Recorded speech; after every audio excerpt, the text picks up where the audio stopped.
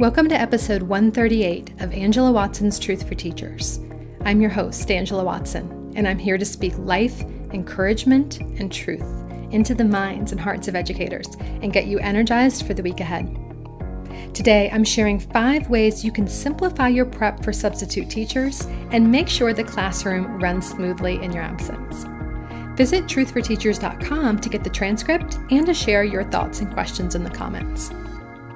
This episode is brought to you by Brains On. It's an award-winning podcast from American Public Media. It's dedicated to inspiring kids' natural curiosity about the world. The Brains On podcast has over 100 episodes covering real science topics, including everything from why people have allergies to how electricity works. And now, Brains On is offering free standards-based curriculum and activities for teachers and educators that will go with their episodes. You can learn more and download their free teacher resources at brainson.org/learn. That's brainson.org/learn. So, about a year ago, I asked members of the 40-Hour Teacher Workweek Club what new printable resources I could make for them that would help them feel less stressed and overwhelmed. And there was one answer that I got more often than any other, particularly from elementary teachers, and that was a set of emergency subplans. I probably don't need to tell you how many teachers feel like it's less work to go into school sick than it is to write plans for a sub. If I wasn't contagious, I would show up to my classroom every single day because I knew that planning lessons for 6 subject areas and prepping and organizing all those materials was just a massive job. And not to mention, I would come back after an absence and I would see our beautifully organized classroom looking like a tornado came through. And I'd be faced with this complex web of reported behavioral issues and interpersonal disputes between students, and now I had all of these headaches to deal with. Depending on my class in any given year, it was sometimes really hard to fully relax or disconnect from what was happening in the classroom on a sick day. And I know I'm not alone in that. I've heard from teachers who will Skype with their classes multiple times a day when they're out in order to make sure that things are staying on track. They say moms and dads never get a day off, but I feel like it's kind of the same for teachers, right? If your students are in the classroom that day, you still feel a little bit of responsibility for what's happening, even if you're not there. So what's the solution? Here's the thing. Unexpected absences aren't really unexpected. We know they're going to happen from time to time, right? So even though you don't know when you're going to need to be out, you can still do the bulk of your preparation in advance. And you can set up your expectations and routines to make things go more smoothly. And I'm going to give you 5 tips now to help you with that. The first is to adjust your routines so that the substitute is not trying to run the classroom exactly like you do. Creating a simplified version of your daily routines and your procedures for subs can save you a lot of headaches later on. Teach students that when you're out, someone different is going to be in charge. And that means your daily routines will be slightly different too.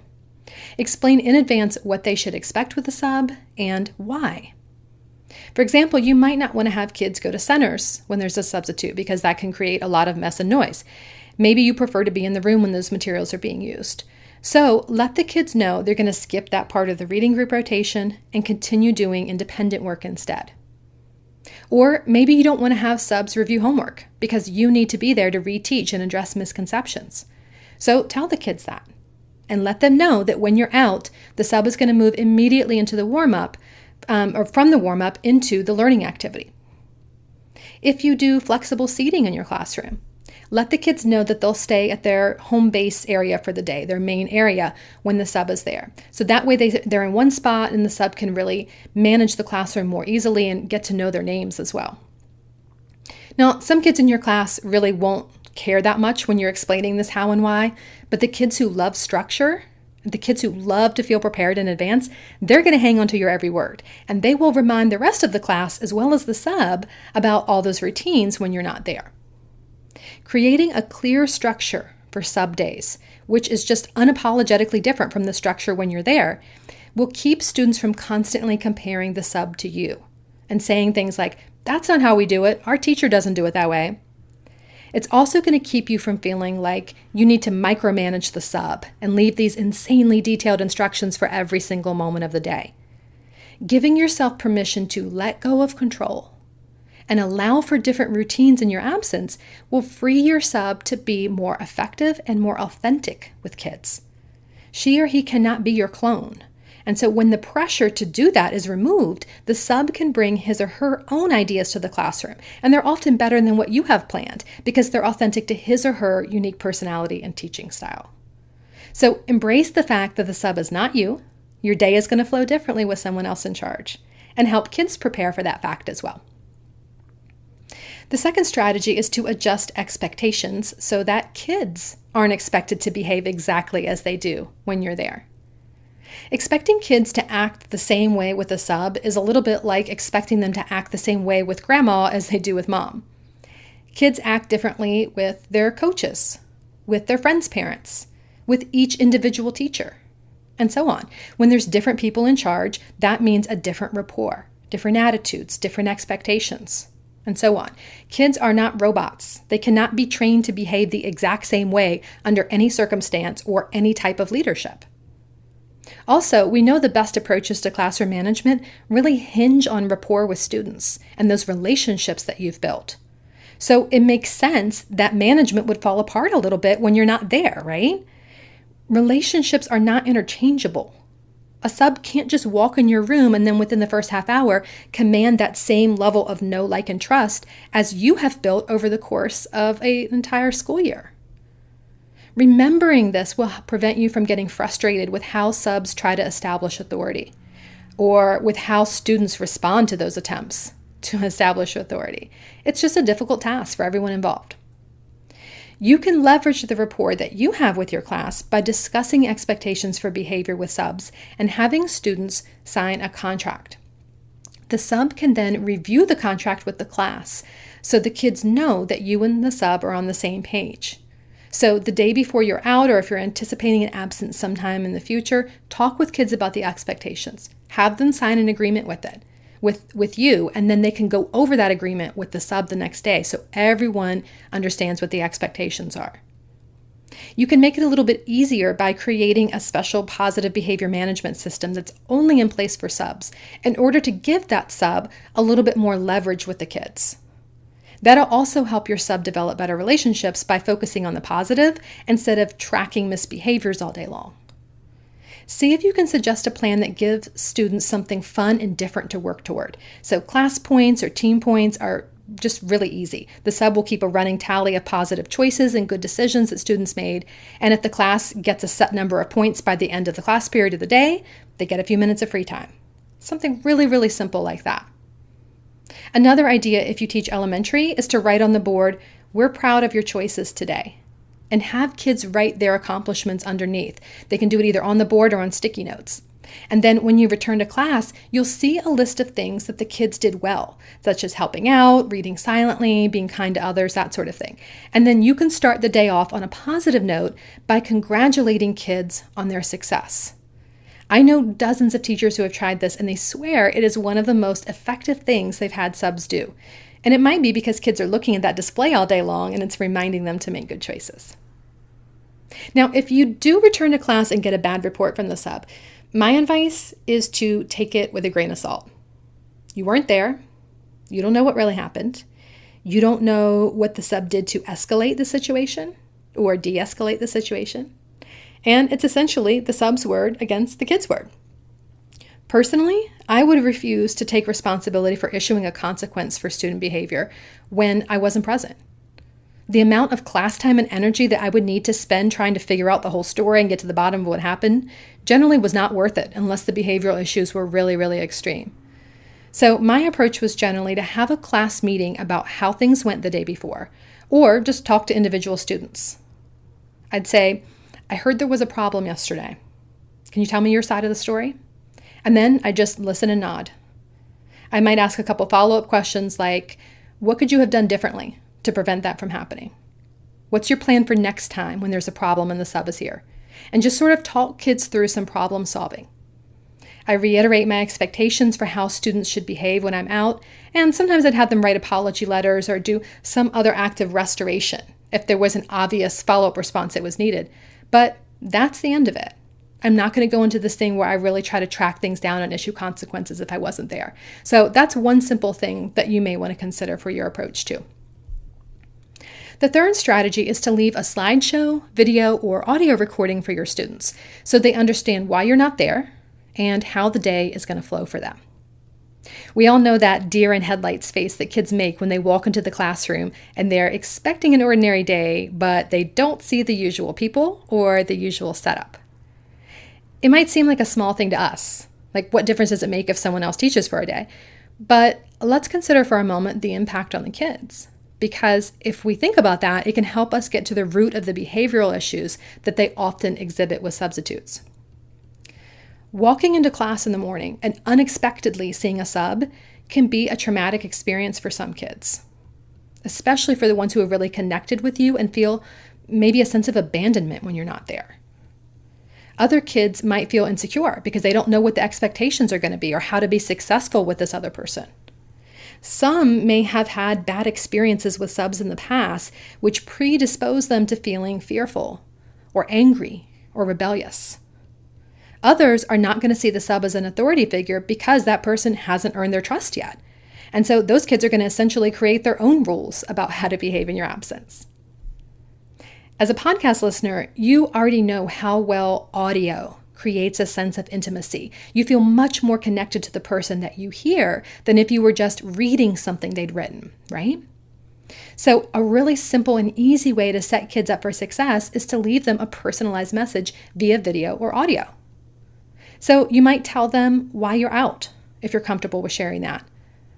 You could outline the plan for the day so kids know what will be the same and what will be different. You could set your expectations and give them some accountability. And you can use that message to also kind of send a little word of encouragement to them. So it might sound something like this.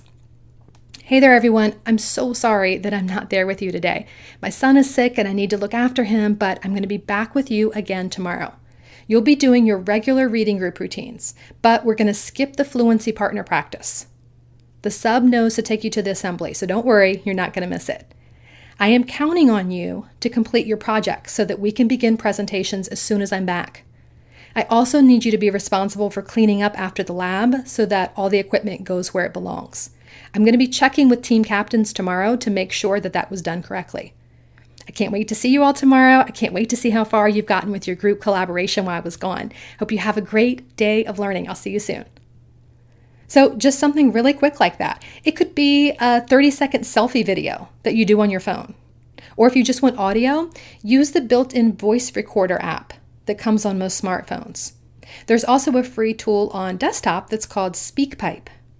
So these tools will allow you to record yourself speaking just as easily as if you were leaving a voicemail message. That's basically what it is. It's a message for your kids, just a quick voicemail to let them know important information. When you're done with it, select Save As, and then you can put the video or the audio file in a location for the sub to access it. So that might be Google Drive, might be Dropbox, might be your school's learning management system, whatever. If your sub isn't going to have access to tech in your classroom, try sharing it directly with students through your LMS or with one particular student or a colleague who has a device and can play the recording for the class. You can also drag and drop the audio or video into a PowerPoint or Google slide, which you've left for the sub to share with your class.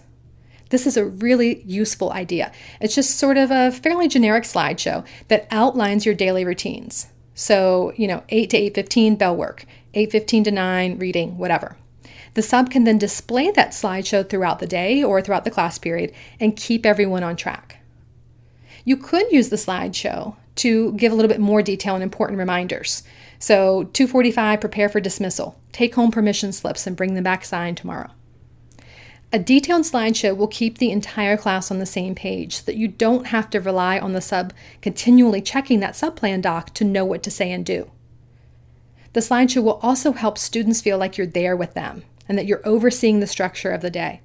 You should be able to create just one simple slideshow at the beginning of the year and spend maybe a couple minutes updating it for each absence. That's it. You can just insert your little audio message or your video message to them, put it right in the slideshow, and you're good to go.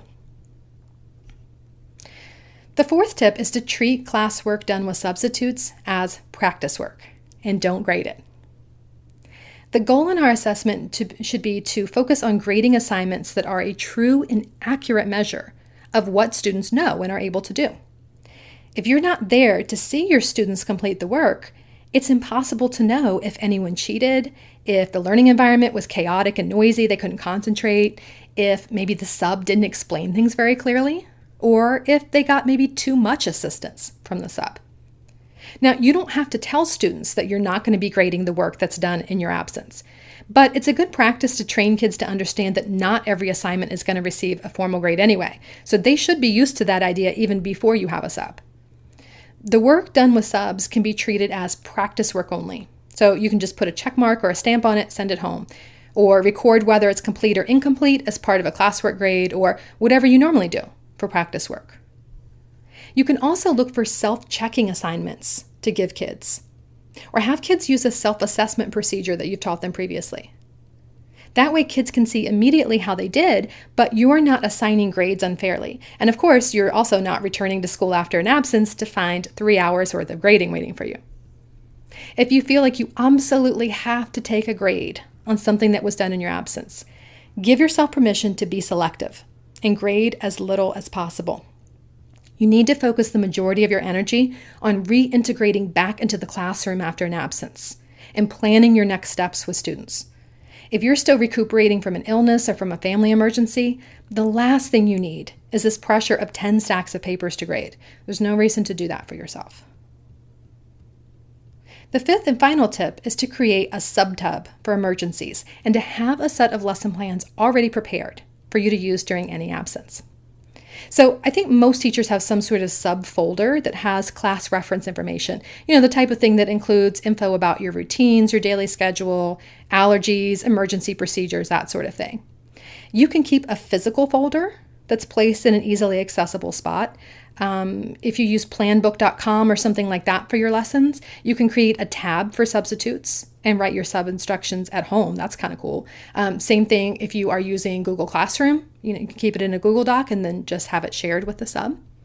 It's really up to you how you want to do it. A sub folder really helps cut down on prep time for subs. But the real time saver is in creating a sub tub, a tub of emergency lesson plans with all the handouts and materials organized in advance. I recommend having around a week's worth of emergency subplans, ready-to-use activities that can be used on any day of the year, and keeping them organized in this small plastic tub. Now, a really easy way to get activities for your emergency subplans is to simply place any unused activities in your subtub throughout the year. So when you run out of time for an activity or you decide not to use all of the materials you planned, don't recycle the papers or save them for next year. Put them in your subtub. If you keep your files digitally, all the better. Move the unused ones to organized folders for a sub, and then you can easily pick the ones that you want while you're doing your sub plans from home. Keep your activities separated by subject area or class period, and then you can choose which ones you want the sub to do each day. Or the sub can simply pull out a few materials as needed for students to review your previously taught concepts. If possible, you can even use these emergency plans from your subtub as your non-emergency lesson plans anytime you're out. When you get back from your absence, pull the completed plans from your subfolder, look things over, stamp or check off all the work that needs to go home, and that's it. The next set of subplans is already going to be there in your subtub. It's ready for the next time that you need to miss a day of work. Now, if you want a done-for-you system, or you just can't imagine finding the time to prepare a week's worth of emergency subplans on top of planning your regular lessons, I have really exciting news for you. I've mentioned before in the podcast, you might have heard me talk about the fact that I have spent the last 6 months working with a team of teachers to create a bundle of emergency subplans that are ready to use so the work is done for you. In fact, my vision was to provide you with a full year's worth of subplans. 10 days, that's how many days most teachers are allotted as absences, right? So 10 days of ready-to-use activities that are highly engaging, rigorous, and accompanied by super clear directions so that kids can be successful without the substitute teaching them what to do.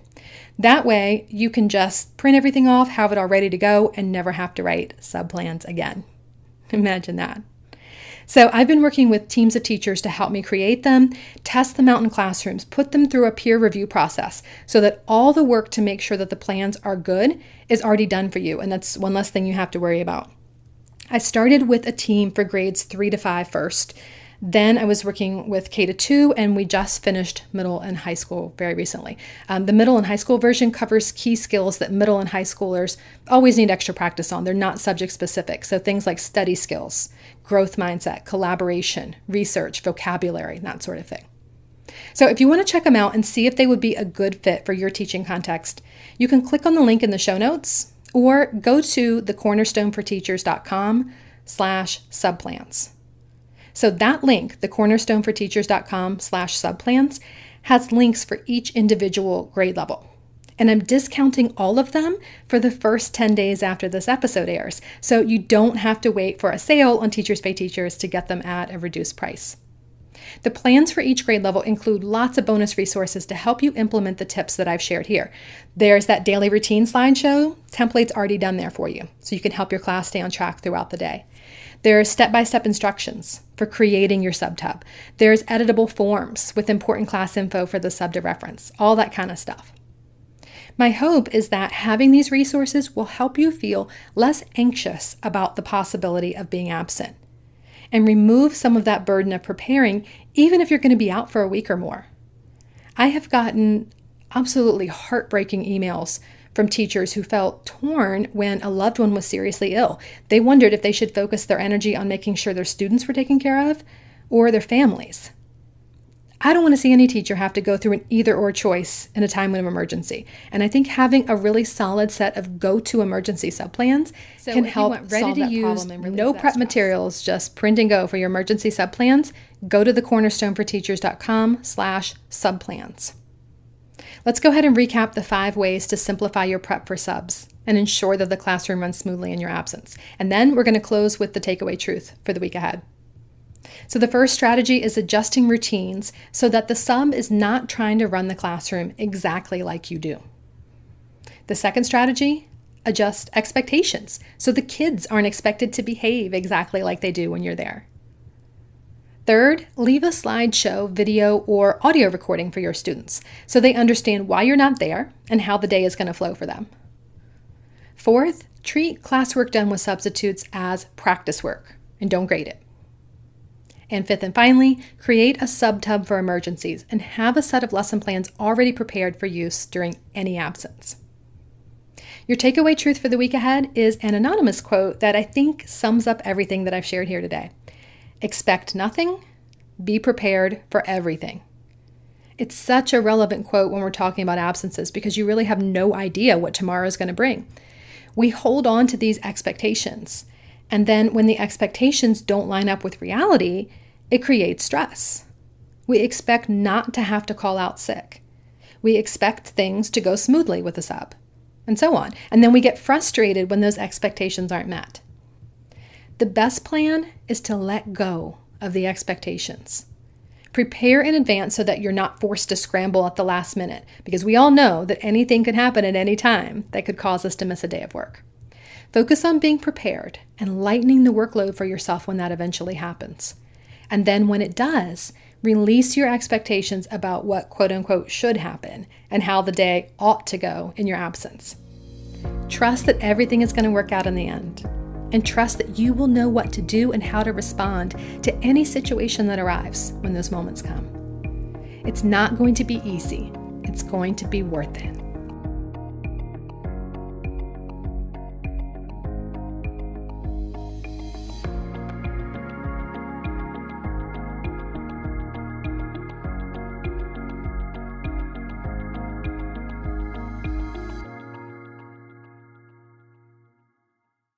Want more than just a weekly podcast episode from me? I'd love to also send you a weekly message of encouragement via email. I'll reach out each Sunday evening with a short message that's designed to help you feel more prepared and inspired and motivated for the week ahead. It's not a newsletter or a bunch of announcements. This goes out to over 85,000 educators. So I put just as much thought into crafting this weekly written message to my email list as I do into crafting my podcast episodes. And it's entirely unique content that you won't find anywhere else online. Just go to thecornerstoneforteachers.com/subscribe and you can sign up. That's thecornerstoneforteachers.com/subscribe.